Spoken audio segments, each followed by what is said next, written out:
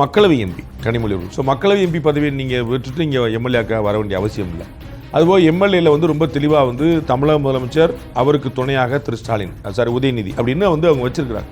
அப்போ இன்னொருத்தர் உள்ள அது அப்புறம் அமைச்சர் பதவி கொடுக்கலையே அப்படின்னு வரும். அப்புறம் அவர் துணை முதலமைச்சர் இவங்களுக்கு இன்னும் என்ன அமைச்சர் பதவின்னு இந்த மாதிரி. அதனால் என்னுடைய புரிதலில் அவங்கள எம்பி ஆக்கிட்டு நேஷனல் லீடராக நீங்கள் பார்த்துக்கோங்க. நமக்கு முரசொலி மாறன் இருந்தார், நாஞ்சில் மனோன் இருந்தார். அதை மாதிரி நீங்கள் இன்றைக்கி தயாநிதி மாறன் இருந்தார். இப்போ நீங்கள் நேஷனல் ஃபிகராக இருங்க. திமுகவுக்கும் அகில இந்திய தொடர்புக்குமான தேவை எப்போ வருதோ அப்போ கனிமொழி அங்கே இருப்பாங்க அப்படிங்கிறது தான் என்னுடைய புரிதல். திருநெல்வேலியில் போட்டிடுவாங்களாங்கிற அளவுக்கு எனக்கு சோர்ஸ் எனக்கு கிடைக்கல. நான் அதை செக் பண்ணல. நான் செக் பண்ணிட்டு நான் சொல்ல போட்டிடுவாங்களான்னு. ஸோ திருநெல்வேலியில் போட்டிடுவாங்களா அப்படிங்கிறதே உறுதிப்படுத்தப்படாத போது ஜெயிப்பாங்களா தோப்பாங்கிறது ஒரு உட்டோப்பியன் தாட்டுன்னு நான் நினைக்கிறேன். அதுபோல் அமமுகவுக்கு 11 இடங்கள் கொடுத்துருக்காங்க. அவங்க குக்கர் சின்னத்தில் தான் நிற்க போகிறாங்க அப்படிங்கிறாங்க.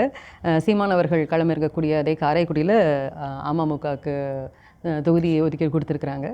ஸோ அது உங்களுடைய பார்வைனா சார்? அம்மா மக்கள் முன்னேற்ற கழகமும் பாட்டாளி மக்கள் கட்சியும் தொகுதி பங்கில் ரொம்ப பியூட்டிஃபுல்லாக செயல்பட்டாங்க. அந்த அளவுக்கு விவரமாக பிஜேபி செயல்பட்டுக்கல அப்படின்னு நான் நினைக்கிறேன்.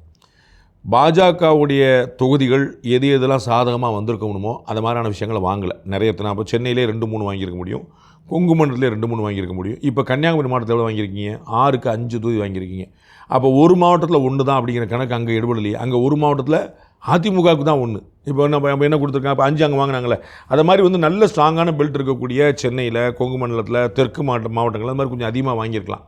அவங்க என்ன கணக்கில் விட்டாங்க, அவங்க கொடுக்கலையா, அவங்க கேட்கலையா, தரலையா, என்ன பிரச்சனைன்னு தெரியல. வேறஸ் அம்மா மக்கள் முன்னேற்ற கழகமும் பாமகவும் ரொம்ப பியூட்டிஃபுல்லாக வாங்கிட்டாங்க. என்னுடைய புரிதல், எனக்கான தகவல் இன்புட் என்னென்னா, அவங்க என்னென்ன தொகுதிங்கிறத முடிவு பண்ணிட்டு தான் எத்தனை தொகுதிங்கிறத முடிவு பண்ணாங்க. நார்மலாக எப்படி நடக்கும், நம்ம எத்தனை தொகுதி போட்டியிட முடிவு பண்ணணும், அப்புறம் எந்தெந்த தொகுதி முடிவு பண்ணணும். என்னுடைய புரிதல், என்னுடைய அண்டர்ஸ்டாண்டிங், எனக்கான இன்புட் என்ன அப்படின்னா, அவர்கள் முதல்ல எந்தெந்த தொகுதின்னு முடிவு பண்ணிட்டாங்க.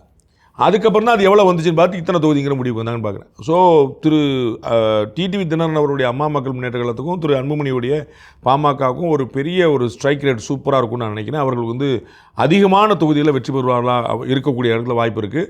Behind Woods Beyond the News with Rangaraaj Pandey. Title sponsor Chennai Samrita Aviation, Hotel Management, Nursing. ஈஸியா படிங்க சேலரியோட.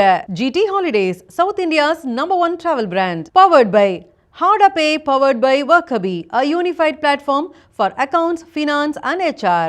Air Fiber Wi-Fi, all-in-one plans, Wi-Fi plus OTT plus IPTV.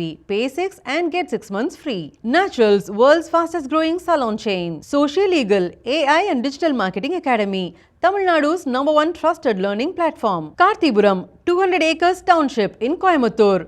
Ready to construct premium villa plots and commercial plots with world-class infrastructure. Doctor Srivarma wellness, அனைத்து நோய்களுக்குமான ஆயுர்வேத மருத்துவம் தமிழகம் எங்கும். Arabian garden seafood restaurant, ever fresh ever delicious seafood dishes இப்போது தமிழகம் எங்கும்.